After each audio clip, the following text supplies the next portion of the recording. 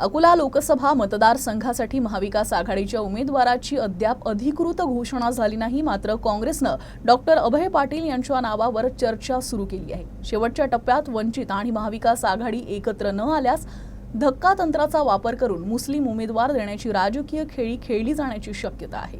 मुंबईत राष्ट्रवादी काँग्रेसचे अध्यक्ष शरद पवार यांच्या निवासस्थानी गुरुवारी महाविकास आघाडीची बैठक संपन्न झाली. यात वंचित बहुजन आघाडीला निमंत्रित करण्यात आलं नव्हतं. त्यामुळे वंचित महाविकास आघाडीचा घटक होईल की नाही याबाबत अद्यापही सस्पेन्स कायम आहे. मात्र महाविकास आघाडीकडून काँग्रेस लोकसभा मतदारसंघासाठी डॉक्टर अभय पाटील यांचं नाव पुढे केलं आहे. तसे संकेत डॉक्टर पाटील यांनीही दिले आहे. उमेदवारी पक्की असून अधिकृत घोषणा होणं शिल्लक असल्याचं ते म्हणाले. वंचितचे ॲडव्होकेट आंबेडकर यांनी विविध समूहांच्या गाठी भेटी घेतल्या आहे. तर भाजपचे उमेदवार अनुप धोत्रे यांनीही राजराजेश्वराचं दर्शन घेऊन प्रचाराचा नारळ फोडलाय. मात्र महाविकास आघाडीची उमेदवारीचे घोंगडे कायम आहे. त्यामुळे अकोला मतदारसंघात तिहेरी लढतीचे संकेत आहे.